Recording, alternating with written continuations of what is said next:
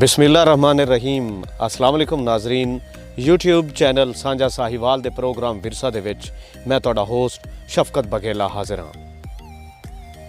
नाजरीन, अगर तुसी साडा चैनल अजे तक सबसक्राइब नहीं कीता तो बराए मेहरबानी साडा चैनल सबसक्राइब कर लो ताकि साड़ियाँ मजीद आने वाली वीडियोज़ ते कहानियाँ तुहाडे तक पहुँचदियाँ रहन ते वेखदे रहो सांझा साहिवाल।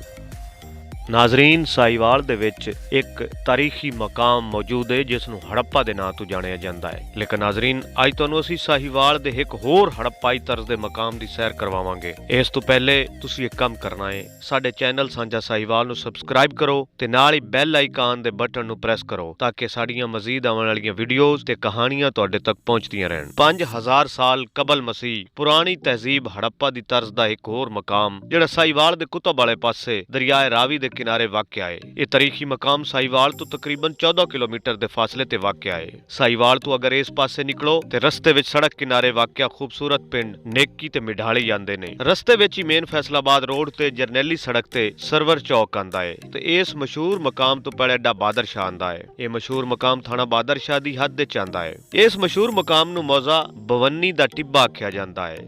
नाजरीन, पंजाबी दे विच इस नूं मौजा बवन्नी कहा जाता है, लेकिन जिहड़े कुछ पढ़े लिखे नफीस लोग ने वो इस नूं ज्यादा मॉडर्न करके बवन्नी कहंदे ने, जिहड़ा कि शायद गलत बोलिया जाता है। असल लफज बवन्नी है। बवन्नी दा टिब्बा अवाम ते सियां दी तवज्जो दा मरकज बनया होया है। 5000 साल कबल मसीह पुरानी तहजीब जिन्हों हड़प्पाई तहजीब भी आख्या जाता है, यह टिब्बा भी उसका हिस्सा है। महकमा सारे कदीमा दे मुताबिक यह टिब्बा भी हड़प्पा दे दौर दा है। इत्थे भी हड़प्पा दी तर्ज दा एक शहर आबाद सी जिहड़ा कई बारी गर्क होया। इस दे बारे कई कयास अराइयां क्याफे ते मन घड़त गल्लां भी ने कि शायद यह शहर दरियाए रावी दे किनारे वाक़या सी। हड़ जिन्हों आम पंजाबी विच छल आख्या जाता है, शायद छल दी वजह तो भी यह शहर गर्क होया होवे। बाकी कई मन घड़त गल्लां भी इस नाल जुड़ियां होईयां ने। महकमा सारे कदीमा दा अंदाजा है कि शहर एक बारी नहीं कई बारी गर्क होया है। इस टिब्बे दी उचाई हुण भी 200 फुट दे करीब है। शहर ते आले दुआले दे वासी जदों घरों सैरो तफरी वास्ते निकलते ने ते इस तारीखी मकाम दा भी इंतखाब करते ने। मकामी लोगों के मुताबिक यह कोई पुराना किला लगता है। जदों सैर ते आवन वाले लोग इस टिब्बे ते चढ़ते ने ते टिब्बे दे नेड़े आले दुआले पिंड ते साहिवाल शहर दा नजारा वेखण दे काबिल हुंदा है। मकामी लोगों का कहना है भी ये हाली इनकी ऊंचाई थोड़ी हो गई है।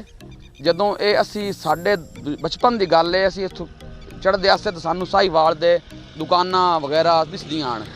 दरिया रावी बिल्कुल नाल है ते उत्थे ना वो तो बिल्कुल उत्थों खड़े हो जाओ हुण भी तो दरिया का पानी दिसदा है। इतना उचाई हुंदी है। छुट्टी का दिन कोई 23 मार्च ईद वगैरह ते इत्थे साहिवालों काफ़ी लोग आउंदे ने और वो इत्थे खाना बनाइंदे ने, आके इत्थे सैर करते हैं, उत्ते इत्थे अपने गपशप लेंदे ने ते इत्थे काफ़ी दफ़ा फौज भी आ चुकी है जिहड़ी कि इत्थे मशकां करदी आके। इहदे बिल्कुल नाल ही चक के बवन्नी सगला बरादरी का वो 200-300 घर ने, 2-3 हज़ार वोट ने ते ये माशाअल्लाह बहुत ही तारीखी है और लोग बहुत ही सैर करने इत्थे आउंदे ने।